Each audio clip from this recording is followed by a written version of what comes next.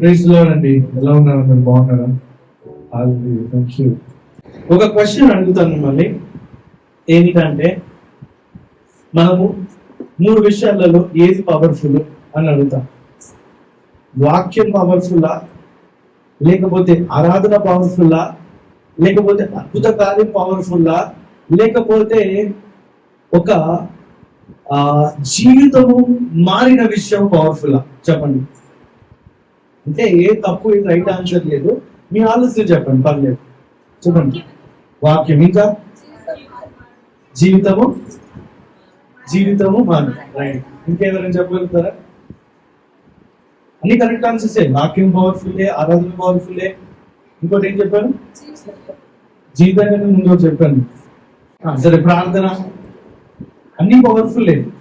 కానీ ఈ పవర్ఫుల్ అనేది పదాన్ని మనం ఎప్పుడు చెప్తాం తెలుసా? ఎప్పుడైతే ఆ పవర్ ని చూస్తే అది పవర్ఫుల్ అని చెప్పగలుగుతాం. అవునా కదా? మళ్ళీ చెప్తాను. పవర్ఫుల్, శక్తివంతమైనది అని ఎప్పుడు అంటాం తెలుసా? దాంట్లో ఉన్న శక్తిని మనం చూసినప్పుడు. చూడకుండా ఆ పదార్థాలలో, అంశాలలో శక్తి ఉందని మనం గ్రహించలేము, మనం అనుభవించలేము, ఎక్స్పీరియన్స్ అవ్వలేము. అయితే వాక్యము పవర్ఫుల్లే. వాక్యం ఎప్పుడు ఎవరు చెప్పినా కూడా దేవుడు మాట్లాడతాడు. వాక్యం పవర్ఫుల్లే, ఆరాధన పవర్ఫుల్లే, ప్రార్థన పవర్ఫుల్లే. అయితే ఆ యొక్క పవర్ ని, ఆ యొక్క శక్తిని మనం ఎప్పుడు చూస్తాం తెలుసా? ఆ యొక్క మారిన జీవితాన్ని చూసినట్లయితే అప్పుడు తెలుస్తుంది. మనం ఆ పవర్ ని మనం చూడగలుగుతాం, ఆ శక్తిని చూడగలుగుతాం. ఆ పవర్, ఆ శక్తి ఎవరంటే దేవుని యొక్క శక్తి, దేవుని యొక్క పవర్ ని మనం చూడగలుగుతాం. ఈ మారిన జీవితం అయితే నేను చెప్తున్నాను, ఆ జీవితం మారిందని, మారాడని ఎలా తెలుస్తుంది తెలుసా? చెప్పండి. సాక్ష్యము చెప్పినప్పుడు. ఒకసారి చెప్పగలుగుతారా? సాక్ష్యము చెప్పినప్పుడు. సో దేవుని యొక్క చేతిలో, దేవుని యొక్క హస్తములో ఒక పవర్, ఒక శక్తి ఉంది అని ఎప్పుడు మనం గ్రహించగలుగుతాం, ఎప్పుడు అనుభవించగలుగుతాం, ఎప్పుడు ఎక్స్పీరియన్స్ అవ్వగలుగుతాం అంటే ఎప్పుడైతే ఒక సాక్ష్యమును వింటామో, ఎప్పుడైతే ఒక జీవితం మారిందని గ్రహిస్తామో, ఆ యొక్క కథను వింటామో, ఎప్పుడైతే మనం చూస్తామో అప్పుడు మనం గ్రహించగలుగుతాం. Yes, God is powerful. Hallelujah. ఇప్పుడు చాలా మంది థియాలజీ గురించి ఆర్గ్యుమెంట్ చేసుకుంటారు, వాదనలు చేస్తుంటారు. బైబిల్ వాక్యం అట్లా ఇట్లా డిస్కషన్ చేస్తుంటారు. కానీ ఒక సాక్ష్యం చెప్పినప్పుడు, నా జీవితంలో దేవుడు గొప్ప కార్యం చేశాడు, నన్ను మార్చాడు, నన్ను అక్కడున్న వ్యక్తి ఇక్కడ తీసుకొచ్చాడు. ఇప్పుడే బ్రదర్ సందీప్ చెప్పారు, ట్రైన్ లో ఇలా వెళ్తున్నప్పుడు డోర్ తీసి మరి లోపలికి లాగేసాడు అంటే దాని గురించి మీరు ఆర్గ్యూ చేశారా? వాదన పెట్టుకున్నారా? లేదు, చెయ్యము. సాక్ష్యం అంత పవర్ఫుల్. ఎప్పుడైతే మనం సాక్ష్యం వింటామో, సాక్ష్యంని మనం చెబుతామో, అది ఎదుటి వాడి జీవితాన్ని మారుస్తుంది. ఆర్గ్యుమెంట్స్ ఉండవు, డిస్కషన్స్ ఉండవు ఇంకా అక్కడ. ఎందుకంటే ఆ సాక్ష్యములో నుంచి దేవుని యొక్క శక్తి ఆ మిగతా విశ్వాసుల దగ్గర, సంఘస్థుల దగ్గర దేవుడు విస్తరింపజేస్తాడు. హల్లెలూయా. వాక్యము పవర్ఫుల్లే, అన్ని పవర్ఫుల్లే. కానీ ఎప్పుడు ఆ పవర్ ని మనం అనుభవిస్తాం, ఎప్పుడు ఆ పవర్ ఎక్స్పీరియన్స్ చేస్తామంటే సాక్ష్యం విన్నప్పుడు, సాక్ష్యం చెప్పినప్పుడు. ఆమేన్. హల్లెలూయా. అయితే చాలా మంది అంటుంటారు, దేవుడు ఎక్కడున్నాడు అంటే, దేవుడు ఎక్కడ ఉన్నాడు అని చెప్పే ఆ క్వశ్చన్ కి ఆన్సర్ చెప్పేదానికంటే దేవుడు అసలు ఏం చేశాడు అనే క్వశ్చన్ కి సమాధానం రాస్తే అసలు దేవుడు పవర్ఫుల్ కాదా తెలుస్తుంది. దేవుడు ఎక్కడ, మీ దేవుడు పవర్ఫుల్ అదా అని చెప్పి చాలా క్వశ్చన్స్ వస్తుంటాయి, మీరు కూడా వినే ఉంటారు. అయితే దేవుడు అక్కడ ఉన్నాడు, ఇక్కడ ఉన్నాడు అనే క్వశ్చన్ పక్కన పెట్టి అసలు దేవుడు ఏం చేశాడు అనే విషయంలో చూసినట్లయితే ఆయన ఎవరు, ఆయన శక్తి అంతా, ఆయన ఎంత పవర్ఫుల్ తెలుస్తుంది. గమనించండి, దేవుడు ఎవరని తెలుసుకునే దానికంటే ఆయన చేసిన విషయాలు చూసినట్లయితే ఆయన శక్తిని మనం తెలుసుకోగలుగుతాం. ఆయన చేసిన విషయాలు అంటే ఏంటో తెలుసా?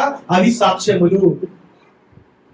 ఇప్పుడు దేవుడు పవర్ఫుల్, దేవుడు గొప్పవాడు, దేవుడు సృష్టికర్త, ప్రొటెక్టర్ అని మనం ఎప్పుడు నమ్మకం వస్తుంది, ఎప్పుడు మనం అర్థం చేసుకుంటా, గ్రహించుకుంటామంటే ఇప్పుడే సాక్ష్యం విన్నాం. ట్రైన్ లో నుంచి బ్రదర్ని కాపాడి, అనేక విషయాల నుంచి కాపాడినట్టు. టీసీ ఎప్పుడు రాలే, కానీ ఎవరు ఆ టైంలో టీసీ ఎందుకు వచ్చాడంటే దేవుడు నడిపించాడు కాబట్టి. హల్లెలూయా. అర్థం చేసుకుందాం. ఎప్పుడైతే మనం ఒకరు స్వస్థత పడ్డారని మనం చూస్తామో, వింటామో, అప్పుడు దేవుణ్ణి చూస్తాం మనం. ఆమేన్. దేవుణ్ణి చూడాలంటే సాక్ష్యంలో చూడు, నీ జీవితంలో ఉండే సాక్ష్యంలో చూడు, నీ తోటి విశ్వాసుల జీవితంలో వచ్చే సాక్ష్యంలో చూడు, దేవుడు కనిపిస్తాడు నీకు.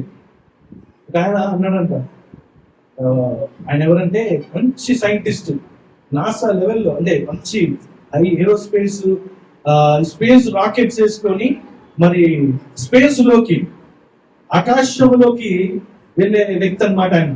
అయితే ఆయన సూట్ వేసుకొని వెళ్ళాడు ఆ స్పేస్ లోకి వెళ్ళాడు. స్పేస్ లో గాలి ఉండదు, శూన్యం. అందులోకి వెళ్ళి మంచిగా ఆ సూట్ వేసుకొని ఆక్సిజన్ సిలిండర్లు అన్ని పెట్టుకొని ఆయన చేయాల్సిన పని అన్ని చేసేసి అన్ని కిందికి వచ్చాడు. కిందికి వచ్చిన తర్వాత ఇంటర్వ్యూలు, వాళ్ళు జర్నలిస్ట్ ఇంటర్వ్యూకి వచ్చారు. సార్ మీరు బాగా చేశారు, అట్లా చేశారు, ఇట్లా చేశారు పొగుడుతుంటే దేవుడు గొప్పవాడు కదా అని ఒక జర్నలిస్ట్ అంటే, దేవుడు గొప్పవాడు ఏంటి? నేను కదా వెళ్ళింది, నేను కదా చేసింది, నేను కదా అది చూసింది, నేను ప్రపంచంలో భూమి మీద నేను చాలా ప్రయత్నించాను దేవుడు చూడడానికి, దేవుడు తెలుసుకోవడానికి. దేవుడు కనపడలేదు నాకు. ఆకాశంలో చంద్రమండలం దగ్గర శూన్యంలో స్పేస్ లో ఉన్నప్పుడు కూడా నాకు దేవుడు కనపడలే అని చెప్పి ఎగతాళిగా మాట్లాడారంట. ఆ యొక్క జర్నలిస్ట్ ఏమన్నారు తెలుసా? మీరు ఎలా వెళ్ళారు సార్ చంద్రమండలం అంటే శూన్యం స్పేస్ లో కంటే రాకెట్ లో వెళ్ళాను. అవునా, గాలి బాగా ఆడిందా సార్ అంటే, లేదండి గాలి ఉండదు, అక్కడ సూట్ వేసుకుని ఉన్నాం అని చెప్పాను. అవునా, మీకు దేవుడు నిజంగా కనిపించేవాడండి, అక్కడ మీరు సూట్ ఇప్పేస్తే కనిపించేవాడు అన్నాడు. అర్థమైందా?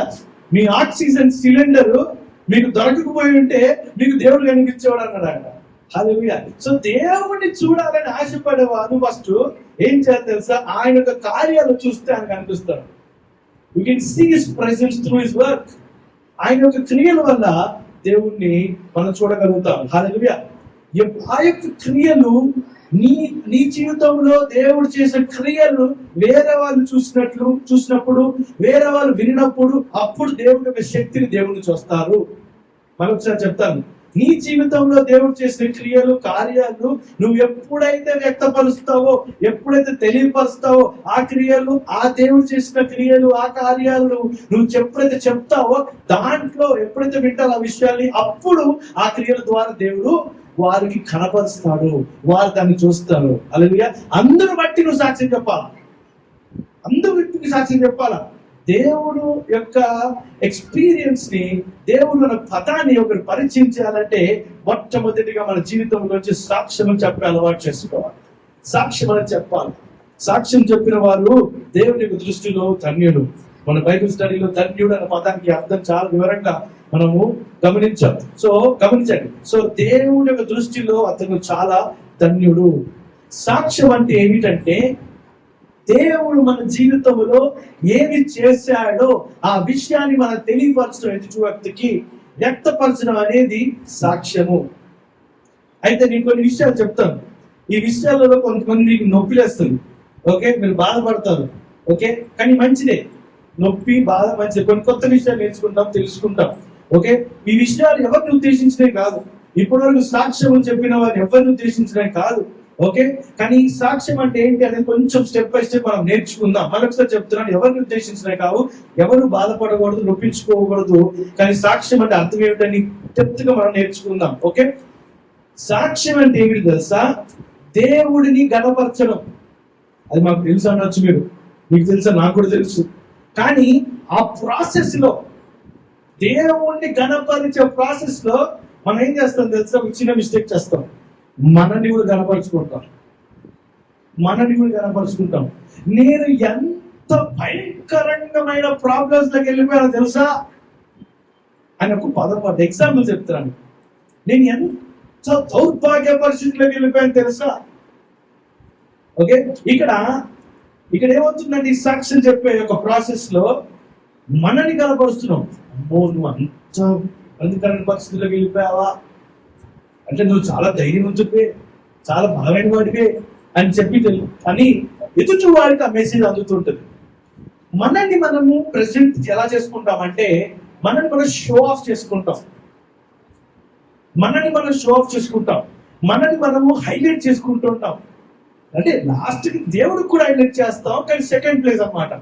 ఫస్ట్ ప్లేస్ మనకు హైలైట్ చేసుకుంటాం, అది అది మన గురించి చెప్తుంటాం. కానీ సాక్ష్యం ఏమిటంటే ఎవరైతే క్రియలు చేశారో ఆ వ్యక్తి గురించి చెప్పడమే సాక్ష్యం. ఆ వ్యక్తి ఎవరంటే మన దేవాది దేవుడు. ఆయన గురించి చెప్పాలి.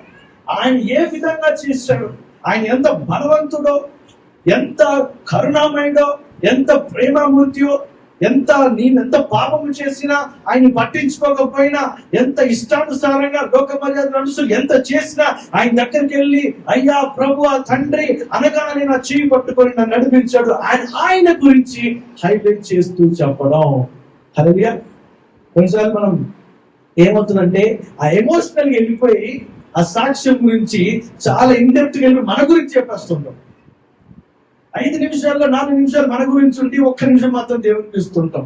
మన గురించి చెప్పొచ్చు, కానీ పరిమితమైనగా చెప్పొచ్చు, లిమిటెడ్ గా పరిమితంగా చెప్పుకుంటే సరిపోతుంది. ఎందుకు తెలుసా? మన ఫోకస్ మన మీదకి వెళ్ళిపోద్ది, మన యొక్క దృష్టి మన శ్రద్ధ మన మీదకి వెళ్ళిపోతుంది. లాస్ట్ కి ఎప్పుడో గుర్తొస్తుంది, పరిశుద్ధాత్మ ప్రేరేపిస్తూ ఉంటాడు, రాలే నీ గురించి చెప్పి దేవుడికి చెప్పడం స్టార్ట్ చేయంటాడు. అప్పుడు కదా దేవుడికి చెప్పాలి కదా, లాస్ట్ మినిట్ లో థ్యాంక్ యూ గాడ్ అని చెప్తుంటాం. ఇది కామన్ మిస్టేక్స్ అన్నమాట, సాధారణంగా జరిగే మిస్టేక్స్. అందరికీ తెలియవు, గ్రహించలేము, మనం గ్రహించే పరిస్థితుల్లో కూడా ఉంటాం. సో సాక్ష్యం చెప్పేటప్పుడు మనం ఏం చేయాలి తెలుసా? దేవుణ్ణి హైలైట్ చేస్తూ మాట్లాడాలి. హల్లెలూయా. ఎందుకంటే నీ సాక్ష్యము ద్వారా ఇంకొకరి జీవితంలో అద్భుత కార్యం దేవుడు నడిపిస్తాడు. నీ సాక్ష్యం ద్వారా దేవుని యొక్క శక్తి తన జీవితంలో ప్రవహిస్తుంది. కాబట్టి ఆ దేవుని యొక్క శక్తి ఆయనకి ఎదురు చూపిన వ్యక్తిని దేవుడు మారుస్తాడు. ఆమేన్. సో నువ్వు కొంచెం సమయం దేవునికి ఇచ్చినట్లయితే, నీ గురించి ఎక్కువ చెప్పుకున్నట్లయితే, దేవుని యొక్క శక్తిని నువ్వు ఎంతవరకు నడిపిస్తున్నావో మనం ఆ ప్రశ్నించుకోవాలి. ఒక వచనం చూద్దాం. సాక్ష్యము చెప్పమని ఎవరు చెప్పారు? అసలు మనము విశ్వాసంగా ఉన్న మనకి ఎందుకు ఉండాలి సాక్ష్యం? ఎవరు చెప్పారంటే అపోస్తల కార్యములు 1వ అధ్యాయం 8వ వచనం చూద్దాం. అయినను పరిశుద్ధాత్మ మీ మీదికి వచ్చినప్పుడు మీరు శక్తి నొందెదరు గనుక మీరు యెరూషలేములోను యూదయ సమరయ దేశములై వరకును నాకు సాక్షులై ఉందురని వారితో చెప్పాను. అయితే యేసు ప్రభువు పలుకుతున్న మాట ఏమని చెప్తున్నా తెలుసా? మీరందరూ కూడా ఎలా ఉండాలంట? నాకు సాక్షులై ఉందని వారితో చెప్పాను. యేసు ప్రభువు శిష్యులకు ఏం చెప్పారు తెలుసా? మీరందరూ నాకు సాక్షులై ఉందని చెప్పారు. సాక్షిగా ఉండాలి విశ్వాసం. పాపము చేసిన వ్యక్తిని ఏమంటారు? పాపాత్ముడు అంటారు, ఒక పాపి అంటారు. తన పాపములకు ప్రాయశ్చిత్తం చేసుకొని యేసు ప్రభువు దగ్గరికి వచ్చి యేసు ప్రభువు రక్తంలో కడగబడి పాపములు ఒప్పుకొని క్షమాపణ తీసుకొని రక్షణలోకి నడిపించిన తర్వాత ఆ వ్యక్తి యేసు ప్రభువు విశ్వాసం పెట్టు ఉంటే ఆ వ్యక్తిని ఏమంటారు తెలుసా? విశ్వాసులు అంటారు. మరి నెక్స్ట్ ఏమిటి అంటే, ఆ విశ్వాసి తర్వాత నెక్స్ట్ ఏమిటి అంటే సాక్షి, ఒక టెస్టిమనీ. యేసు ప్రభువు ఏమంటారు తెలుసా? నాకు సాక్ష్యములుగా ఉండమంటున్నారు. యేసు ప్రభువు ఏమన్నారు తెలుసా? సీక్రెట్ బిలీవర్స్ గా ఉండమనిలే, రహస్యంగా విశ్వాసంగా ఉండమనట్లే. చాలా మంది రోజులు ఎలా ఉంటుందో తెలుసా? రహస్య విశ్వాసులు. యేసు ప్రభువుని నమ్ముతారు ఇంట్లో, వాళ్ళ హృదయంలో, మనసులో. బయట మొత్తం లోక మర్యాద, బయట మొత్తం డిఫరెంట్. ఇంట్లోకి రాగానే మోకరించి ప్రార్థన, బయటికి వెళ్ళగానే మరి కాళ్ళకి పని చెప్పినట్టు పరిగెత్తుతూ ఇష్టానుసారంగా వింటున్నారు. యేసు ప్రభువు అది చెప్పలే ఇక్కడ. అపోస్తల కార్యంలో ఎప్పుడు జరిగింది? అపోస్తల కార్యంలో అంటే యేసు ప్రభువు వారు పునరుద్ధరణ అయిన తర్వాత ఏమేమి సంగతులు అవుతున్నాయో మనం చూస్తున్నాం. మన బైబిల్ రీడింగ్ ఛాలెంజ్ లో కూడా ఎవ్రీ డే చదువుతున్నాం. ఒక్కసారి చదువుతున్న వారందరూ గట్టిగా చప్పులు కొడతారా? ఎవ్రీ డే క్రమం తప్పకుండా నేను చదివాను ఓటేస్తున్నారు. అక్కడ నేను ప్రతిరోజు ఓట్లు చూస్తున్నాను. అద్భుత రీతిగా చదువుతున్నారు. దేవుడు మన ఇంకా బహుగా దీవించరు గాక. ఆమె. అయితే ఆ అపోస్తల కార్యంలో 1వ అధ్యాయం 8వ వచనం ఏమంటారు తెలుసా? నీవు నా సాక్షులుగా ఉండు అని చెప్పి అంటున్నారు. అది యేసు ప్రభువు చెప్పింది. ప్రతి ఒక్కరు విశ్వాసులు వచ్చిన తర్వాత, విశ్వాసులు అయిన తర్వాత ఏమంటున్నారంటే యేసు ప్రభువు సాక్షులుగా. హల్లెలూయా. అది సాక్ష్యంగా ఉండాలి. బైబిల్లో చూసినట్లయితే దేవుడు సాక్ష్యములని చాలా ఉపయోగించాడు. ఆదికాండము నుంచి ప్రకటన గ్రంథం వరకు మనం చాలా సాక్ష్యములు చూస్తాం. ప్రతి ఒక్కరు కూడా సాక్ష్యమే. ఎందుకు తెలుసా? సాక్ష్యము చెప్పినప్పుడు, విన్నప్పుడు ఏమవుతుందో తెలుసా? మన విశ్వాసం ఇంకా బలపడుతుంది. విశ్వాసం ఇంకా బలపడుతుంది. మన లైఫ్ లో వచ్చిన విశ్వాసం బలపడాలంటే, ఇంకా బలంగా ఉండాలంటే మనం ఏం చేయాలి తెలుసా? సాక్ష్యము చెప్తున్న అలవాటు చేసుకోవాలి. ఎవరైనా సాక్ష్యం చెప్పినప్పుడు జాగ్రత్తగా వినాలి. ఎందుకంటే చాలా మంది మనం ఏమనుకుంటారు, సార్ వాక్యం వింటే సరిపోతుందిలే, సాక్ష్యం అవసరం లేదులే అని చెప్పి మన ఆలోచనలు ఎక్కడెక్కడో ఉంటాయి. ఇప్పుడు ఐపీఎల్ జరుగుతుంది కదా, ఇవాళ సండే 2 మ్యాచ్లు ఉంటాయి కదా, ఇవాళ మధ్యాహ్నం ఎవరు గెలుస్తాడు, సాయంత్రం ఎవరు గెలుస్తాడు అని చెప్పి ఆలోచనలు వెళ్ళిపోతుంటాయి. ఇంకేదో విషయాలు మనసు వెళ్ళిపోతూ ఉంటది. అయితే ఎప్పుడు సాక్ష్యం చెప్పేటప్పుడు వాక్యం ఇంపార్టెంట్ కదా, వాక్యం పవర్ఫుల్ కదా, వాక్యం ప్రాధాన్యం కదా, సాక్ష్యం చెప్పడం అవసరం లేదు, మనం అటు చూడొచ్చు, ఫోన్ చూసుకోవచ్చు, లేకపోతే వాళ్ళతో మాట్లాడొచ్చు అని అనుకుంటాం. కానీ సాక్ష్యం విన్నప్పుడు నువ్వు ఆ సాక్ష్యం ద్వారా, అది 2 నిమిషాలు కావచ్చు, 5 నిమిషాలు కావచ్చు, 1 నిమిషం కావచ్చు, ఆ సాక్ష్యం ద్వారా నీ విశ్వాసం బలపడుతుంది. ఆ బలపడిన విశ్వాసమే నిన్ను నిలబెడుతుంది. అది సాక్ష్యములో ఉన్న దేవుని యొక్క శక్తి గుణము. హల్లెలూయా. ఎప్పుడైతే పాత నిబంధనలో ఎప్పుడైతే సాక్ష్యము చెప్పారో, ఎప్పుడైతే దేవుడు అద్భుత కార్యాలు చేశారో, ప్రతి ఒక్కరు కూడా ఏం చేశారు తెలుసా? దేవుని యొక్క దేవుని సేవకులు కావచ్చు, భక్తులు కావచ్చు, వాళ్ళు దేవునికి ఆల్టర్స్ కట్టారు, ఒక మెమోరియల్ కట్టారు. దేవుడు నాకు ఇది చేశాడు, దేవుడు నాకు ఇది చేశాడు, ఇది గుర్తు అని ఆ గుర్తులన్నీ కూడా ఇప్పటి వరకు చరిత్రలు అలాగే ఉన్నాయి. ప్రతి ఒక్క అద్భుత కార్యముకు కూడా మన యొక్క చిహ్నం అనేది ఉన్నది. రెడ్ సీ, ఎర్ర సముద్రం 2 పాయలు చీల్చినప్పుడు అనేకులు 2 నుంచి 3 మిలియన్ల మంది వారు ఏం చేశారు తెలుసా? ఆ యొక్క ఆరికి నేల మీద నడిచిన తర్వాత ఫరో సైన్యం అంతా వచ్చినప్పుడు ఆ ఫరో సైన్యం ఉన్న గుర్రాలు కావచ్చు, చక్రాల బండి చక్రాలు అన్ని కూడా ఇప్పటికే ఎర్ర సముద్రం లోపలే ఉన్నాయి. ఒక వారం రోజులు మనం, ఒక సండే రోజు మనం బైబిల్ ఫ్యాక్ట్స్ అని మనము నేర్చుకున్నాం. అందులో నేను ఫొటోస్ కూడా చూపించాను. అదే ఆ యొక్క గుర్రపు ఆ యొక్క శరీరం యొక్క ఆనవాళ్ళు కావచ్చు, ఆ యొక్క రథం యొక్క ఆనవాళ్ళు కావచ్చు, ఇప్పటికీ ఉన్నట్టు అవే సాక్ష్యం చెబుతున్నాయి. బిడ్డలారా, ఆ సాక్ష్యము ద్వారా ఆ ఎర్ర సముద్రం యొక్క కథ విన్న ప్రతి విశ్వాసి కూడా ఏమవుతుందో తెలుసా? విశ్వాసంలో ఇంకా బలపడతాడు. హల్లెలూయా. సో ప్రతి సాక్ష్యము కూడా మనకేం తెలియపరుస్తుంది తెలుసా? దేవుడు ఇంకా కూడా తన కార్యాన్ని నెరవేరుస్తున్నాడు ఈ భూమి మీద, దేవుడు ఇంకా తన శక్తిని కుమ్మరిస్తున్నాడు భూమి మీద, విశ్వాసుల మీద అని చెప్పి అది ఒక అద్భుతమైన నిజం ప్రతి సాక్ష్యము ద్వారా. హల్లెలూయా. సో సాక్ష్యము చెప్పడానికి ఆశపడాలి, సాక్ష్యము వినడానికి ఆశపడాలి. సాక్ష్యములో నుంచి దేవుని యొక్క శక్తి ఇతరులకు మీద నడిపించబడుతుంది. ఆమేన్. హల్లెలూయా. సో చాలా మంది మనకి ఏమవుతుంది, సాక్షి చెప్పాలని ఆశ ఉంటుంది, కానీ నేను స్టేజ్ మీదకి వచ్చి చెప్పాలంటే నాకు కొంచెం భయంగా ఉంది, మైక్ పట్టుకొని చెప్పాలంటే భయంగా ఉంది అని చెప్పి అనుకుంటాం కదా. ఏమన్నారు పిల్లరా? ఆ భయం గురించి ప్రార్థన చేయడం భయాన్ని దేవుడు తీసేస్తాడు. ఓకే, నువ్వు ఇంకా అదే విధంగా భయపడుతూ ఉన్నావు అనుకో, ఆ భయమే నిన్ను మొత్తం కప్పేస్తుంది. ఆ భయం ఇంకొక విషయంలో బయటకు వచ్చి నేను ఇంకా కప్పేయడం ప్రయత్నించేస్తుంది. అలాంటి భయానికి అవకాశం ఇవ్వకు. దేవుణ్ణి ఇన్వైట్ చేసుకో, దేవుణ్ణి ఆహ్వానించుకో. దేవాన్ని స్టేజ్ మైక్ పట్టుకొని వాక్యం చెప్పాలి ఆశపడుతున్నా, నాకు ధైర్యం దేవా, నువ్వు మాట్లాడు, నేను కాదు కదా, పరిశుద్ధాత్మ నువ్వు మాట్లాడు అని చెప్పి ప్రార్థన చేసి నిల్చొని నువ్వు ఎప్పుడైతే సాక్ష్యం చెప్తావో అపుస్తకారం 1:8 వచనాన్ని నువ్వు నీ జీవితంలో ఆచరించిన వాడిగా అవుతావు. ఆమేన్. హల్లెలూయా. ఒక స్త్రీ గురించి మనం తెలుసుకుందాం. యోహాను సువార్త 4వ అధ్యాయానికి వెళ్దాం. ఆ స్త్రీ ఏం చేసింది, ఏం జరిగింది ఆ స్త్రీ విషయంలో ఒకసారి గమనించుకుందాం. యోహాను సువార్త 4వ అధ్యాయం 28వ వచనం చదువుదాం. ఆ స్త్రీ తన కుండ విడిచిపెట్టి ఇంటిలోనికి వెళ్ళి, చదవండి, మీకు వచ్చి నేను చేసినవన్నీ నాతో చెప్పిన మనుషుని చూడుడి, ఈయన క్రీస్తు కాడా అని ఆ ఊరి వారితో చెప్పగా. అయితే యోహాను సువార్త 4వ అధ్యాయం జాగ్రత్తగా గమనించి చదవండి. తర్వాత మీకు క్లియర్గా అర్థమవుతుంది ఏంటంటే, సమరయ్య అనే పట్టణంలో ఒక స్త్రీ ఉంది. ఆమెను ఎవరు కూడా పట్టించుకునే వాళ్ళు కాదు, ఆమెను ఎవరు కూడా దగ్గర తీసుకునే వాళ్ళు కాదు.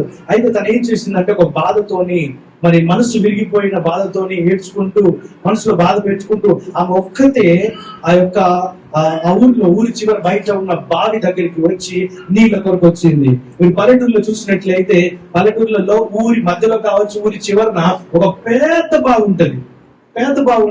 ఈ రోజుల్లో మనం మినరల్ వాటర్, ఫిల్టర్ వాటర్ పెట్టుకొని చెప్పి బబుల్స్ అని తెప్పించుకుంటాం కదా. ఊర్లో చూసినట్లయితే ఇప్పటికీ కొన్ని ప్రాంతాలలో పెద్ద బావి ఉంటది. ఊరంతా కూడా ఆ బకెట్లు, బిందులు తీసుకొని వచ్చేసి అక్కడ తోడుకొని ఆ యొక్క వాటర్ ఇంటికి తీసుకెళ్లి వాళ్ళు తాగుతుంటారు. చాలా మంచి నీరు. అలా నేను కూడా చిన్నప్పుడు మా అమ్మమ్మ గారి ఊర్లో ఉన్నప్పుడు మా మామయ్యతో వెళ్ళినప్పుడు వాళ్ళు పెద్ద పెద్ద కార్డు పట్టుకొని అటొక బింద ఇటొక బింద తీసుకొని దాదాపు 3-4 కిలోమీటర్లు ప్రయాణం చేసి ఆ యొక్క వాటర్ ని తీసుకొని వచ్చేవారు. ఆ విధముగా ఈ సమరయ స్త్రీ, మీరు ఫోటో చూసినట్లయితే ఈ సమరయ స్త్రీ ఏం చేసిందంటే ఒక బిందె తీసుకొని నీళ్లు కోసి మా బావి దగ్గరికి వచ్చింది. అప్పుడు యేసు ప్రభు వారు అన్నారు, ఆమెను చూసి, అమ్మ నాకు మరి దాహం ఇస్తుంది అని చెప్పి అన్నప్పుడు ఆ సంభాషణ మాట్లాడిన తర్వాత, ఆ సంభాషణ డిస్కషన్ మీరు చదవండి, ఆయన చెప్పిన విషయాలు గమనించుకొని ఆమె షాక్ అయిపోయింది. ఆమె చాలా షాక్ అయిపోయింది. అసలు ఫస్ట్ ఆఫ్ ఆల్ యూదులు సమరయులతో మాట్లాడరు. యూదులకు ఎలా అంటే సమరయులు చాలా తక్కువ వాళ్ళని చూస్తారు. యూదా దేశం ఎత్తులో ఉంటుంది, సమరయ దేశం కింద ఉంటుంది. ఈ ప్రాంతాల మధ్యలో చాలా దూరం ఉంటుంది. అయితే యూదులు వచ్చి మాట్లాడుతున్నారంటేనే వారికి షాకింగ్ అన్నమాట. అందుకే వీళ్ళు శిష్యులు కూడా ఆ టాపిక్ ని డైవర్ట్ చేసే ప్రయత్నం చేస్తూ ఉంటారు. అక్కడ గమనించినట్లయితే ఆ సమయంలో మరి దేవుడు మాట్లాడి కొన్ని పరలోక సంబంధమైన విషయాలు, మన దేవుడికి రాజ్యం గురించి విషయాలు చెప్పినప్పుడు ఆమె ఏమి చేసింది తెలుసా? నెక్స్ట్ వర్స్ చదువు ప్రసంగత డిస్ప్లే చేయండి. 28-29 28 వచ్చిన చదవండి.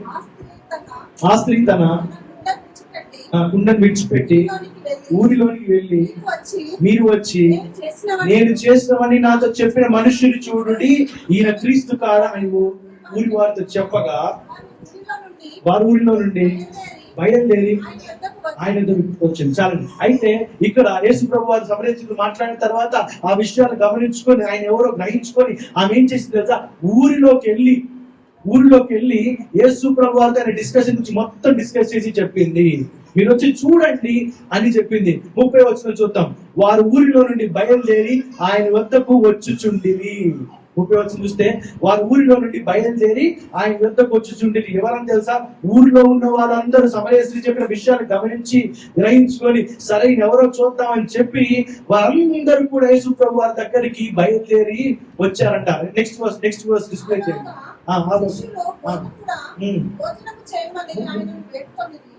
అందుకు ఆయన భుజించుటకు మీకు తెలియని ఆహారం నాకు ఉన్నదని నాతో చెప్పగా, శిష్యులు ఆయన భుజించుటకు ఎవడైనా నేనేమైనా తెచ్చునేమో అని ఒకరితో ఒకరు చెప్పుకొని యేసు వారిని చూసి, పంపిన వారి చిత్తం నెరవేర్చుటయు ఆయన పని రుచి గుర్తించుటయు నాకు ఆహారమై ఉన్నది. ఇంకా నాకు నెరవేన తర్వాత కోతకాలము వచ్చినని మీరు చెప్తారు కదా. ఇదిగో మీ కన్నులెత్తి పొడవులను చూడండి, ఇప్పుడే తెల్లవారి కోతకు వచ్చి ఉన్నదని మీతో చెప్తున్నాను. వాడును కోయివాడును కూడా సంతోషించినట్లు కోయివాడు జీతం పుచ్చుకొని నిత్య జీవాంతమైన మనకు సమకూర్చుకొచ్చున్నాడు. పిచ్చివాడొకడు కోయివాడొకడు మాట ఈ విషయంలో సత్యమే. నేను దేనికి కూర్చి కష్టపడలేదో దానిని కోయితకు మిమ్మల్ని పంపుతుంది. ఇతరులు కష్టపడి మీరు వారి కష్టఫలంలో ప్రవేశించుతున్నారని చెప్పాను. నేను చేసినవన్నీ నాతో చెప్పినని సాక్ష్యం ఇచ్చిన స్త్రీ యొక్క మాటను బట్టి ఆ ఊరిలోని సమరయులలో అనేకులు ఆయన ఎంతో విశ్వాసం ఉంచి ఆ సమరయులు ఆయన ఎద్దకు వచ్చి తమ యొక్క ఉంటుమని ఒకసారి ముందు వచ్చింది 39వ వచనం మరొకసారి చదవండి. నేను చేసినవన్నీ నాతో చెప్పినని సాక్ష్యం ఇచ్చిన స్త్రీ యొక్క మాటను బట్టి ఆ ఊరిలోని సమరయులలో అనేకులు ఆయన యందు విశ్వాసం ఉంచిరి. సమరయ స్త్రీకి యేసు ప్రభు వారికి జరిగిన సంభాషణను బట్టి ఆమె గ్రహించుకొని రక్షకుడు మెస్సయ్య, దేవుని యొక్క రాజ్యం నిలబెట్టడానికి అని చెప్పి వచ్చిన వ్యక్తి అని చెప్పి ఆయన తెలుసుకొని ఊరిలోకి వెళ్ళి అందరికి తెలియపరిచి వాళ్ళందరూ కూడా మళ్ళీ వచ్చి వాళ్ళు ఏమన్నారు తెలుసా? ఈ స్త్రీ చెప్పిన సాక్ష్యము చొప్పున నేను ఇక్కడికి వచ్చి తిని అని ఊర్లో అందరూ తెలియపరిచారు. హల్లెలూయా. ఇక్కడ ఏం మార్చింది తెలుసా? ఊరందరినీ వాక్యము కాదు, సాక్ష్యము, ఆరాధన కాదు, సాక్ష్యము. అక్కడ వాక్యము చెప్పడానికి అవకాశము లేదు, ఆరాధించడానికి అవకాశము లేదు. కానీ దేనికి అవకాశం ఉంది తెలుసా? సాక్ష్యము చెప్పడానికి అవకాశం ఉంది. కొన్నిసార్లు మనము ఇతరులకు మన గురించి, మన దేవుడు మన జీవితంలో చెప్పిన విషయాల గురించి చెప్పడానికి ఏంటంటే అవకాశం దొరకకపోవచ్చు, వాక్యము చెప్పడానికి, ఆరాధించడం దొరకకపోవచ్చు. కానీ కొద్ది మాటలు 2 నిమిషాల సాక్ష్యం చెప్పడానికి ఖచ్చితంగా అవకాశం దొరుకుతుంది. ఏమే మీ ఆఫీసులలో, మీ బిజినెస్లలో, మీ ట్రైన్ లో ఎక్కడ పోయినా కూడా మీరు 2 నిమిషాలైన అవకాశం దొరుకుతుంది. ఆ 2 నిమిషాల అవకాశం సాక్ష్యం ఎప్పుడైతే చెప్తావో, సమరేసి చెప్పిన సాక్ష్యం చొప్పున ఆ ఊరంతా ఎప్పుడైతే వాళ్ళు విన్న సాక్ష్యం విని వాళ్ళ ఊరంతా కూడా దేవుడిని నమ్ముకొని విశ్వాసంలో నడిపించారు. ఆ విధంగా నువ్వు చెప్పే 2 నిమిషాల సాక్ష్యం ద్వారా ఒక జీవితాన్ని నిలబెడుతుంది. ఆమేన్. వచనం చదువుదాం మరొకసారి. 39 చదివాక 40 వచనం.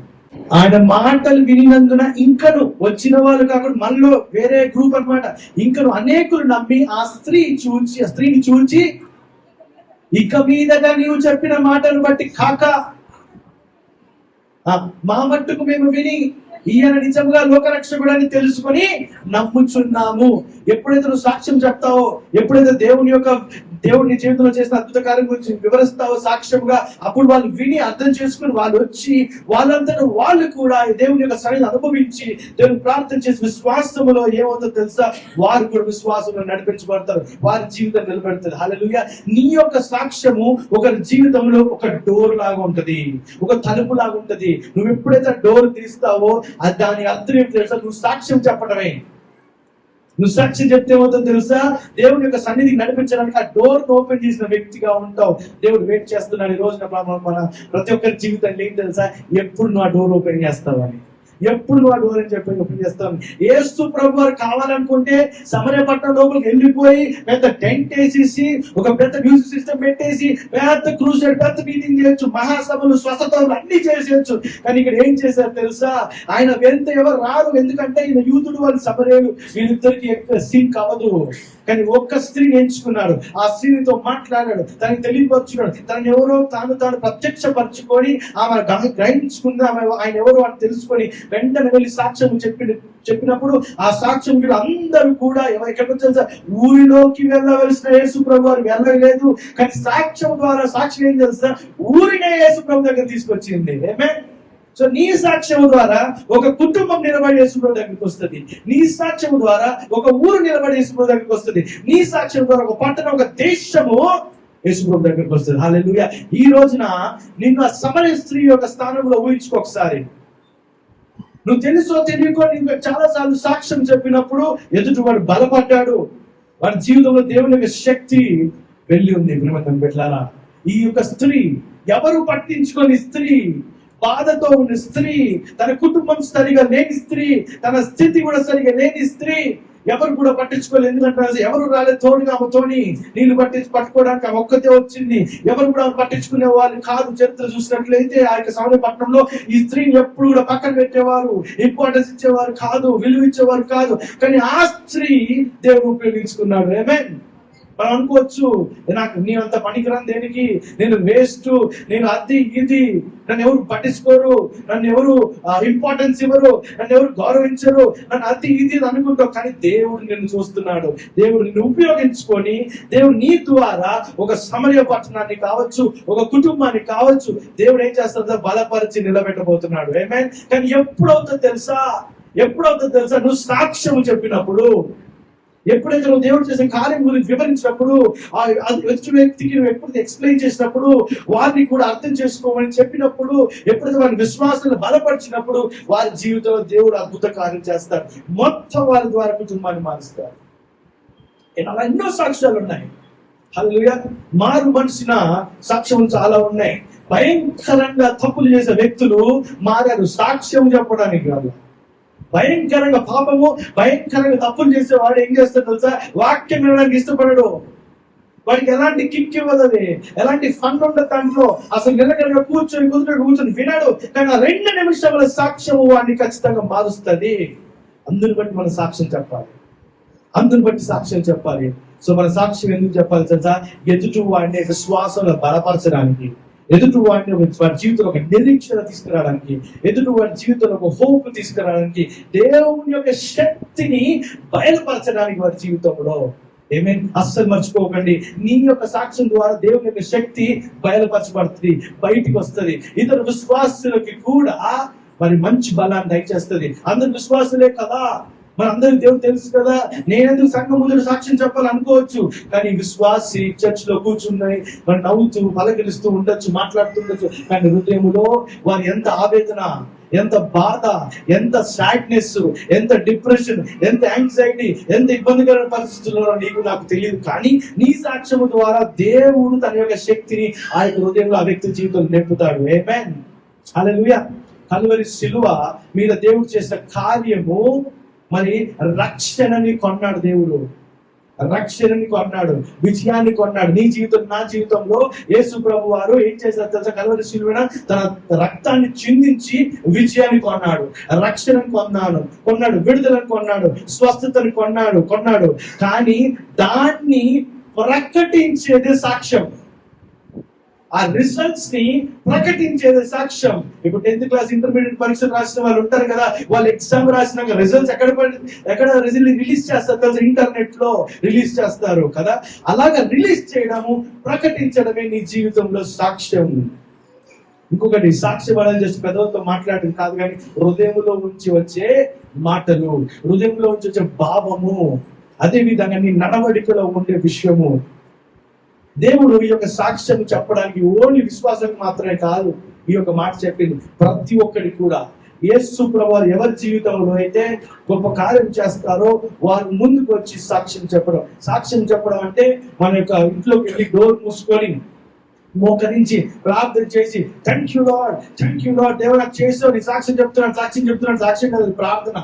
నువ్వు జస్ట్ దేవుని కృతజ్ఞతాస్తుతులు చెల్లిస్తున్నావు. సాక్ష్యం అంటే ఏమిటి తెలుసా? ఇతర విశ్వాసం ముందుకు వచ్చి, సంఘం ముందుకు వచ్చి, నీ స్నేహితుల ముందు, బంధుమిత్రుల ముందు వచ్చేసి దేవుడు నాకు గొప్పగా దయచేశాడు, విడుదల దయచేశాడు అని బలముగా, ధైర్యంగా చెప్పడమే. హల్లెలూయా. ఇంకోటి, అలా ప్రకటించడమే సాక్ష్యం. ఇంకో విషయం, ఏం ప్రకటిస్తున్నాం తెలుసా? మనము దేవుడు నా జీవితంలో గొప్ప కార్యం చేశానని ప్రకటిస్తున్నాము. అదే విధంగా అపవాది నా మీద గెలవలేదు అని ప్రకటిస్తున్నాము. ఆమేన్. అపవాది నా మీద గెలవలేదని ప్రకటిస్తున్నాం. దేవుడు నన్ను స్వస్థపరిచాడు, నన్ను స్థిరపరిచాడు, దేవుడు నన్ను రక్షించాడు, హల్లెలూయా, థ్యాంక్ యూ లార్డ్ అని చెప్తుంటాం. ఇంకోటి కూడా ఏం ప్రకటిస్తామంటే, అపవాది నన్ను గెలవలే, అపవాది ఓడిపోయాడు అని ధైర్యంగా ప్రకటించడమే గొప్ప సాక్ష్యం. హల్లెలూయా. అర్థమైందా అండి? సాక్ష్యం చెప్పడానికి ఇస్తూనే ఉండాలి మనం. అయితే ఏ విధంగా సాక్ష్యం చెప్పాలని గమనించుకుందాం. అయితే సాక్ష్యం చెప్పేటప్పుడు మనం జాగ్రత్తగా చెప్పాలి. ప్రతి సాక్ష్యం కూడా చాలా సార్లు ఏమవుతుందంటే మిస్ గైడెన్స్ లో నడిపించే అవకాశం ఉంటుంది ఎదుటి వ్యక్తి. వాళ్ళు మనం చెప్పేటప్పుడు మనం చెప్తుంటాం, మనం ప్రిపేర్ అవుతాం, చెప్తుంటాం, కానీ మనం చెప్పే విషయం, వాడే పదాలు, చెప్పే భావము ఎదుటి వ్యక్తికి రాంగ్ డైరెక్షన్ లో తీసుకునే అవకాశం ఉంటుంది. నేను మా పాస్టర్ థామస్ జయరాజ్ యానివర్సరీ రోజు వచ్చారు, మీ అందరికీ తెలుసు. ఆయన చెప్పారు, నన్ను సాక్ష్యం చెప్తే ఒకరోజు చెప్పేసాను మొత్తం. ఇంకా ఎస్సీఆర్ఐడి కాంపిటీషన్ ప్రిపేర్ అయినట్టు పెద్ద A4 షీట్ తీసుకొని మొత్తం రాసి చెప్పేసా. చాలా చెప్పేటప్పుడు ఎవరు డిస్టర్బ్ చేయలేదు. సర్వీస్ అంతా అయిపోయినాక నన్ను పిలిచి నువ్వేం చెప్పావన్నారు. సార్ నేను నా సాక్ష్యం చెప్పాను, టెస్టిమనీ చెప్పాను. నేనేమనుకున్నాను, సాక్ష్యం చెప్పాను కదా అని చెప్పుకున్నాను, బాగా చెప్పేవాళ్ళని నన్ను మెచ్చుకుంటాడు, అప్రిషియేట్ చేసుకుంటాడు. ఆయన నన్ను సీరియస్ గా చూస్తాను. ఏంటి సీరియస్ చూస్తున్నాను నేను మనసులో అనుకుంటున్నాను. అలా కాదు ఆయన నా సాక్ష్యం చెప్పేది. అదేంటి జరిగింది చెప్పాను కదా, అలా కాదు. ఎందుకంటే నువ్వు సాక్ష్యం చెప్పినప్పుడు ఎదుటి వ్యక్తికి నువ్వేదైతే పదాలు వాడతావో, ఏదైతే విషయములు చెప్తావో ఆటోమేటిక్ గా ఇమేజెస్ వచ్చేస్తాయి మనసులోకి. మనం ఒక రోజు ఇమేజ్ ఎక్సర్సైజ్ చేసాం, గుర్తుందా? ఎంతమంది గుర్తుంది? స్టార్టింగ్ లో మళ్ళొకసారి చేద్దాం, కొంతమందికి తెలుసు, మళ్ళొకసారి చేద్దాం. రెడీయా? అందరు రెడీ ఎక్సర్సైజ్ కి? నేను ఒక పదం చెప్తాను, ఆ పదం వినగానే మీ మనసులో ఏమొచ్చిందో చెప్పాలి. రైటా? కొంతమంది తెలుసు, చాలా మంది తెలియదు. ఒక పదం చెప్తాను, ఆ పదం చెప్పిన వెంటనే మీ మనసులో ఏమొచ్చిందో మీరు వెంటనే చెప్పాలి. Okay, ready? అర్థమైందా ఎక్సర్సైజ్? ఓకే. పదం వచ్చేసి బిర్యానీ. ఏమొచ్చింది మనసులోకి? ఇంకా చిన్న థమ్స్అప్ వచ్చిందట. ఇంకా వచ్చింది, ఏమొచ్చింది చెప్పండి? బిర్యానీ ఏమొచ్చింది మనసులోకి? మసాలా. Very good. ఇంకా చికెన్. Very good. ఇంకా చికెన్, ఆ మసాలా, ఫ్లేవర్, టేస్ట్ కూడా గుర్తొచ్చింది కొంతమందికి. నాకైతే బాగా గుర్తొచ్చింది రాత్రి తిన్న బిర్యానీ. ఇంకొక పదం ఇస్తా, ఐస్ క్రీమ్. ఏం గుర్తొచ్చింది? ఐస్ క్రీమా? ఐస్ క్రీమ్ గుర్తొచ్చిందా, లేకపోతే మిక్చర్ గుర్తొచ్చిందా? ఐస్ క్రీమ్ గుర్తొచ్చిందా? ఏం ఫ్లేవర్ గుర్తొచ్చింది? చాక్లెట్. ఇంకా పిస్తా. Very good. అయితే నేను చేసి పదాలే మాట్లాడుతున్నాను, కానీ మీకు పదాల స్పెల్లింగ్ వస్తలేదు, పదాల అక్షరాలు వస్తలేదు, కానీ దాని ఫోటోలు వస్తున్నాయి మైండ్లోకి. అవునా కదా? పదాలు చెప్తున్నాను, దాని అక్షరం రావట్లేదు, దాని స్పెల్లింగ్ రావట్లేదు, కానీ పదాలు విన్న వెంటనే మీకు ఫోటోలు వస్తున్నాయి. సో సాక్ష్యం చెప్పినప్పుడు ఏమవుతుంది తెలుసా? మన ఎదుటి వ్యక్తికి ఆ విషయాలు ఫోటోలు వస్తాయి. సందీప్ బ్రదర్ చెప్పినప్పుడు నాకైతే మొత్తం ట్రైన్ ఫోటో, ఆయన నిల్చున్న ఫోటో, ఆయన చెప్పిన ఎమోషన్తో చెప్తున్నప్పుడు మొత్తం క్లియర్ చాలా ఫోటోలు వచ్చేస్తాయి మైండ్లోకి. చాలా మంది ఒక మాట చెప్తుంటారు, మారు మనసు కొన్ని ఏమనొస్తులు ఏంటంటే, నేను 5 సంవత్సరాల క్రితం భయంకరమైన తాగుబోతుని చెప్తారు, బాగా తాగేవాలని చెప్తారు. కొంతమంది ఏం చేస్తారు తెలుసా? తాగే బ్రాండ్ కూడా చెప్పేస్తారు. అప్పుడు ఏమవుతుంది తెలుసా? వినేవారికి అందరికీ కూడా మొత్తం బాటిల్ తిరిగి వెళ్ళిపోతుంది. అది వినేవారికి తాగి అలవాట్లేదు కదా, బాటిల్ ఎక్కడ చూసుకుంటారు కదా, మొత్తం బాటిల్స్ కనిపిస్తాయి. ఇప్పుడు మనం ఏం చేస్తున్నాం? ఇక్కడ సాక్ష్యం చెప్పేటప్పుడు దేవుడు చూపించాలా, కానీ ఏం చేస్తున్నాం? బాటిల్ చూపిస్తున్నాం. అర్థమవుతుందని చెప్పి భయంకరంగా తాగేవాడిని సార్ నేను అంటే, అవును ఓకే తాగిలో, ఇప్పుడు నాకెందుకు అంత ఇన్ఫర్మేషన్? ఇప్పుడు కొంతమంది చెప్తారు నేను త్వరగా తాగేవాడిని అంటారు. ఆ పదాన్ని పాటిస్తుంది పిల్లలు. మీరు భయంకరంగా సార్ ఒకటి దాని తర్వాత ప్యాకెట్ల మీద ప్యాకెట్లు తాగేవాడు అంటుంటారు సాక్ష్యంలో. ఓకే ఫైన్ అయిపోయింది. ఇప్పుడు దానికి అంత ఎగ్జాక్ట్లీ అంత ఏమన్నా నువ్వు ఫోకస్ చేసి ఎంకరేజ్ చేసి చెప్పాల్సిన అవసరం. ఎందుకంటే సగం మీరు వాళ్ళు ఏమవుతుంది తెలుసా? అక్కడికి వెళ్ళిపోతారు, ఇంకా ఫాస్ట్ వెళ్ళిపోతారు. యవనస్తులు 15 years, 16 years, 18 years ఏజ్ లో ఉన్న వాళ్ళు ఫాస్ట్ వెళ్ళిపోతారు. సో మనం చెప్పేటప్పుడు ఏంటంటే ఎలా చెప్పాలి, కానీ ఎలా చెప్పాలంటే, నాకు చెడు అలవాట్లు ఉండేవండి, అదేనా నేను చెడు అలవాట్లు, చెడు స్వభావము, లోకానుసారంగా నడిచేవాడిని, తప్పులు చేసేవాడిని, నా ఇష్టానుసారంగా నడిచేవాడిని, పట్టించుకునేవాడిని కాదు. ఓకే, ఒక యవనస్తులు చేయకూడని తప్పులు అలవాట్లు, ఆ యొక్క అలవాట్లు నేను బానిసగా ఉన్నాను, అలా చెప్పాలి. అర్థమైందా? అయితే ఈ విధంగా మనం చెప్పబోతే ఏమవుతుందో తెలుసా? 90% 90% మన పాపం గురించి మాట్లాడతాం, 10% దేవుని గురించి మాట్లాడినట్టు అవుతుంది. చాలా సాక్షి చెప్పేటప్పుడు నేను అది చేశాను, ఇది చేశాను. అఫ్కోర్స్ మనకు మారాం, అది చేశాను, ఇది చేశాను, ఆ తప్పు చేశాను, ఈ తప్పు చేశాను. ఆ తప్పుల లిస్ట్ ఇప్పుడు అవసరం లేదు మనకి. దేవుడు ఇప్పుడు ఏం చేశాడు అన్న విషయం చెప్పాలి. ఆ విషయం చెప్తే ఎదుటి వ్యక్తి ఏమవుతుందో తెలుసా? బలపడతాడు. సో 10% అవి దాన్ని ఫోకస్ చేయాలి, 90% దేవుడి మీద ఫోకస్ చేయాలి. ఎందుకంటే సాక్ష్యం చెప్పిన తర్వాత కొన్నిసార్లు ఏమవుతుంది తెలుసా? రాంగ్ థింగ్స్ మీద మనం వాళ్ళని గైడ్ చేసినట్టు అవుతుంది.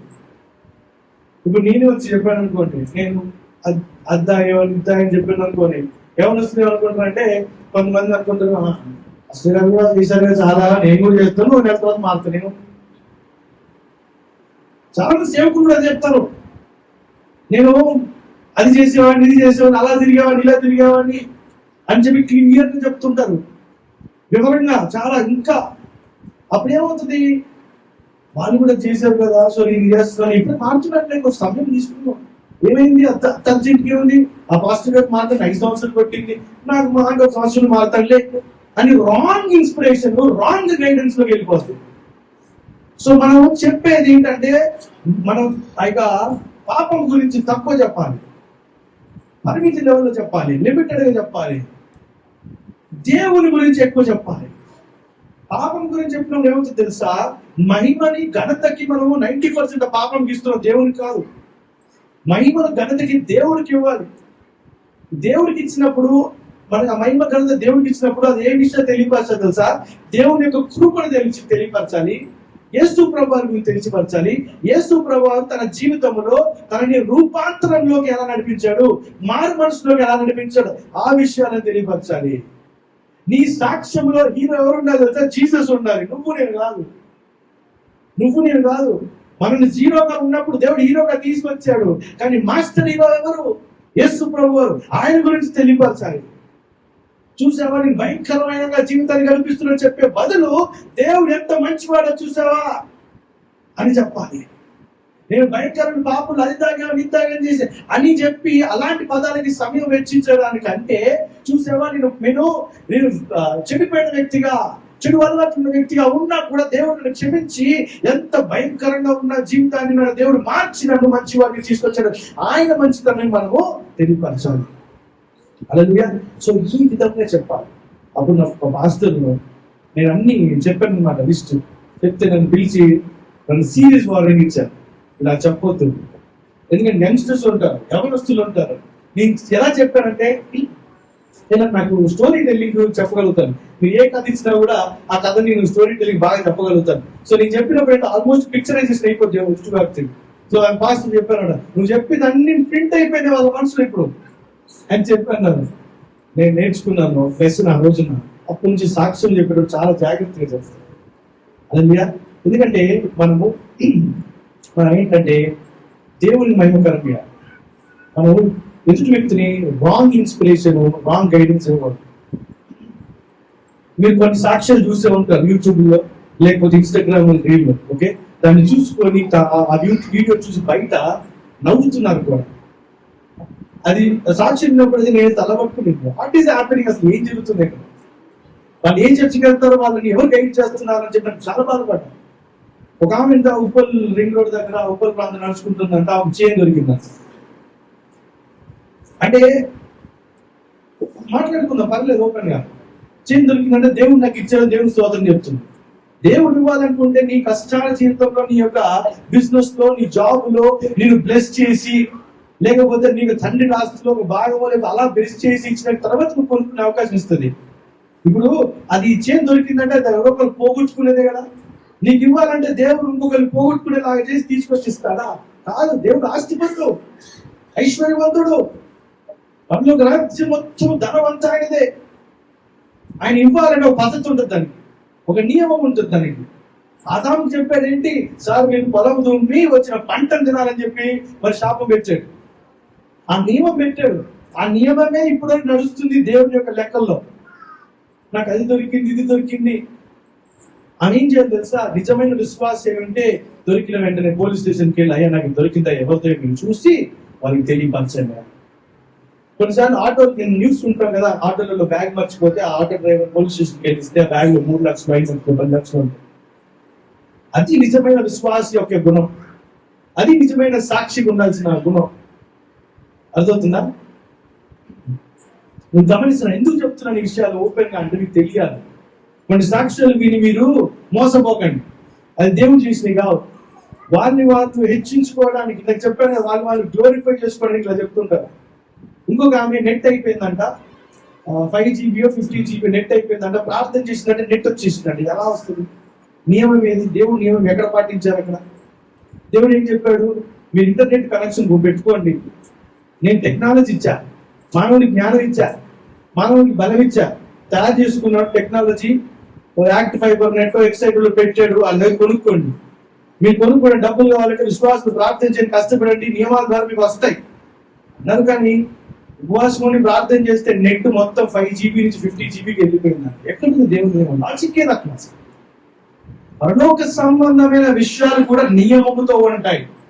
దేవుడు ఏ రోజులు ఎందుకు తీసుకున్నాడు? సరస్సు చూచడానికి ప్రిన్సిపల్, నియమం అనేది అట్లా. ఒక ఆమె గ్యాస్ అయిపోయిందంట, చేయబడి ప్రార్థన చేసి గ్యాస్ వచ్చిందంట. ఎక్కడి నుంచి వచ్చింది? గ్యాస్ దొరక ఇబ్బంది పడుతున్నాడు. 5,000 పెట్టినా కమర్షియల్ సిలిండర్ దొరకట్లేదు కదా. లాజికల్ ఆలోచిస్తారు, రియలిస్టిక్ గా.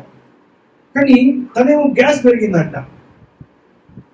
దేవుడు ఆ గ్యాస్ ని ఇస్తాడు, పరిపూర్ణంగా ఇస్తాడు.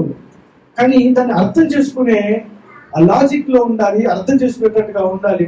సాక్ష్యం చెప్పేటప్పుడు కూడా జాగ్రత్తగా ఉండాలి. ఇందాక బ్రదర్ చెప్పారు, సందీప్ బ్రదర్, ఆ టీసీ దేవుడు నడిపిస్తాడు, దేవుడు తన దూతలు నడిపిస్తాడు అలాంటి పరిస్థితుల్లో. అంతేగాని గ్యాస్ పెంచడానికి, నీ డేటా జీబీ పెంచడానికి, కరెంట్ బిల్ మాఫీ చేయడానికి. మొన్న మేము లాస్ట్ మొన్న థర్స్డే రోజు అచ్చగొల్ల ప్రాంతానికి మ్యారేజ్కి వెళ్ళాం. జాన్ వాళ్ళ కజిన్, మనకు కూడా పరిచయం ఉంటాయి. సరే అని చెప్పి మ్యారేజ్కి వెళ్తున్నాం, కారు బయలుదేరినాం. టోల్ ఫాస్ట్ ట్యాగ్ రీఛార్జ్ చేయాలి. మేము అందరం ట్రై చేస్తున్నాం ఫాస్ట్ ట్యాగ్ రీఛార్జ్ చేయడానికి, రీఛార్జ్ అవుతుంది. గమనించండి, నేను చెప్పే ఎగ్జాంపుల్ జాగ్రత్తగా వినండి. ఫాస్ట్ ట్యాగ్ రీఛార్జ్ చేస్తూ రీఛార్జ్ అవుతుంది, అది కనెక్ట్ అవుతుంది, సర్వర్ ప్రాబ్లం వస్తుంది. అయితే దాంట్లో డబ్బులు ఉండేది నాకు సరిగ్గా గుర్తులేదు, నాకు తెలిసి లేవని అనుకున్నాను. అయితే కానీ 200 ఎంత ఉంటే ఒక టోల్ గేట్ అయినా క్రాస్ చేయొచ్చులే అనుకున్నాను. ఒక టోల్ గేట్ క్రాస్ అయిపోయాను. క్రాస్ అయిపోయిన తర్వాత ఏమైంది, డబ్బులు కట్టగాలి, మెసేజ్ రావట్లేదు. కానీ టోల్ పాస్ అయిపోయింది. అబ్బా దేవుడు గొప్ప కార్యం చేశాడు అని నేను అనుకుంటున్నాను. నేను ఆ సిలిండర్ లాగానే ఆలోచించాను, నేను వాళ్ళ జీబీ లాగానే ఆలోచించాను. దేవుడు నాకు గొప్ప కార్యం చేశాడేమో, మంచి బ్లెస్సింగ్ ఇస్తున్నాడేమో అనుకున్నా. కానీ నియమం మిస్ అవుతుంది అక్కడ. నేను అలాగే వెళ్ళిపోయాను.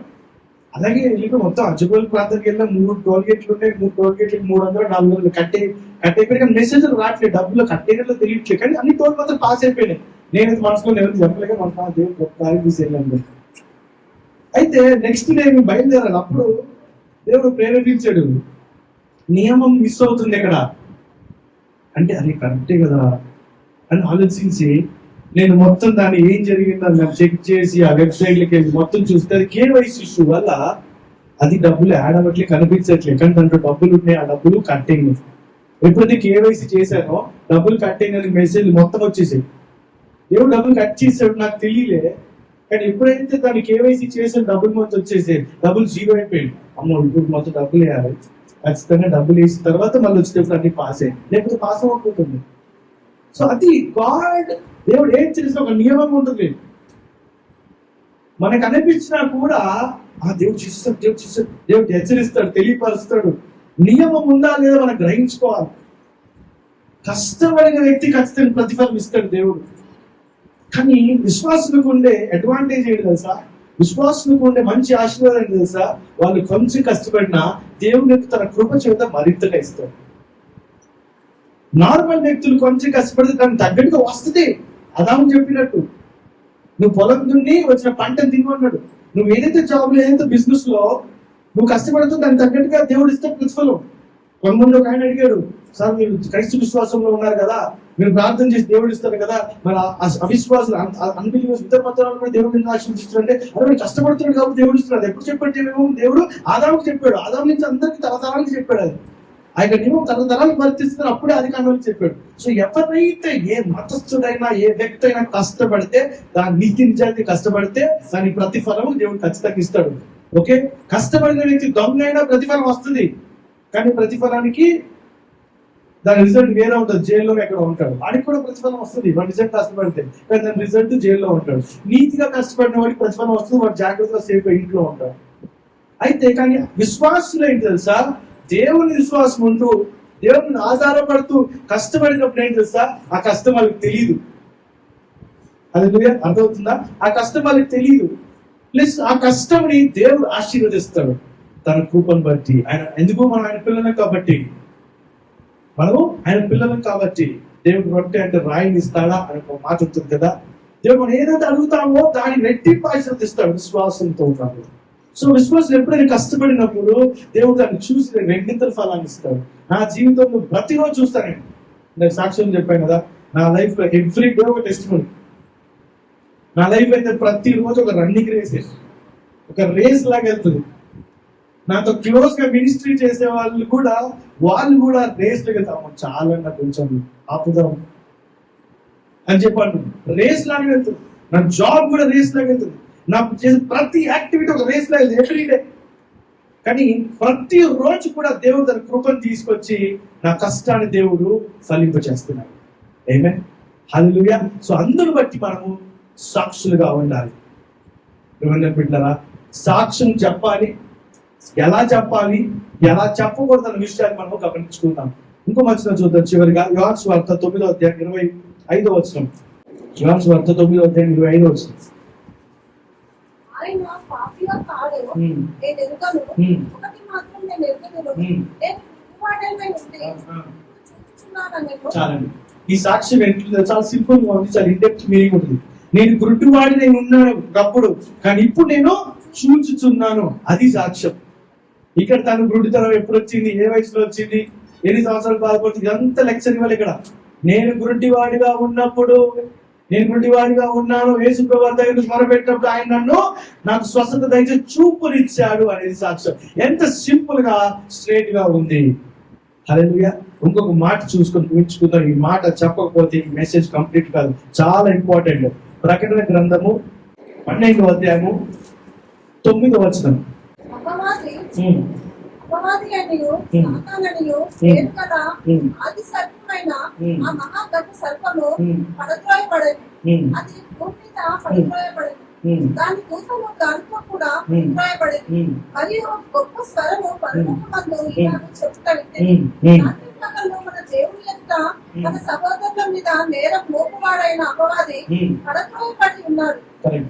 కనుక ఇప్పుడు రక్షణయు శక్తియు రాజ్యములు మన దేవుని ఆయన, ఉమ్, అధికారము ఆయన క్రీస్తు ఆయన. 11 వచ్చిన జాగ్రత్తగా చూడండి. వారు గొర్రె పిల్ల రక్తమును బట్టి ఉమ్, తాము ఇచ్చిన సాక్ష్యమును బట్టి ఉమ్, వారిని జయించి ఉన్నారు. ఉమ్. కానీ మరణం వరకు తమ ప్రాణములను ప్రేమించిన వారు కాదు. చాలండి. 11 చూసినట్లయితే వారి గొర్రెపిల్ల రక్తం బట్టి తావిచ్చిన సాక్ష్యం బట్టి వారిని జయించి ఉన్నారు. హల్లెలూయా. దేవుని యొక్క రక్తం బట్టి, గొర్రెపిల్ల రక్తం అంటే యేసు ప్రభువుని రక్తం బట్టి, అదే విధంగా మనం ఇచ్చిన సాక్ష్యం బట్టి మనం జయంలోకి నడిపించబడతాం. దేవుడు విజయాన్ని ఇచ్చినాక, మనకి ఆశీర్వాదం ఇచ్చినాక మనం కంప్లీట్ గా జయం వచ్చినట్టు కాదు.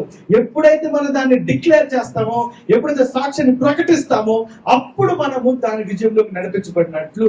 ఈ 2 విషయాలు చాలా చాలా ఇంపార్టెంట్. ఒకటి ఏమిటి తెలుసా?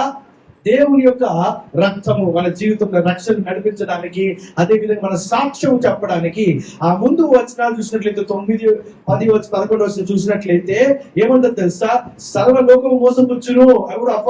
అపవాది అని సాతాను పేరు గల ఆది సర్పమైన ఆ మహాగణ సర్పము, ఆది సర్పం అంట. ఇంగ్లీష్ లో డ్రాగన్ అని ఉంటుంది.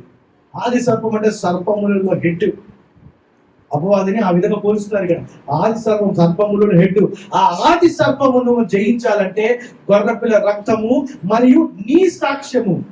ఏ సాక్ష్యము? నువ్వు యేసు ప్రభువుని నమ్ముకొని విశ్వాసంలోకి వచ్చి సాక్షిగా నిలబెడుతున్న ఆ సాక్ష్యమున్న నీ కథ నుంచున్నట్లయితే, దేవుని యొక్క గొర్రెపిల్ల రక్తం నించున్నట్లయితే, నువ్వు ఆది యొక్క సర్పం ఉన్న తల మీద కూడా కాలు పెట్టి నువ్వు నొక్కి దాన్ని క్యాన్సిల్ చేసి ఒక గొప్ప విజయంలోకి దేవుడు నడిపిస్తాడు. హల్లెలూయా. అందుని బట్టి మనం సాక్ష్యం చెప్పాలి. సో సాక్ష్యం చెప్పినప్పుడు దేవుని యొక్క శక్తి నీ సాక్ష్యం ద్వారా విడుదలవుతుంది. నీ 2 నిమిషాల సాక్ష్యం ద్వారా దేవుని యొక్క జీవితం నిలబెట్టబడుతుంది, ఒక హృదయం నిలబెట్టబడుతుంది, మారు మనసు పొందుకుంటారు.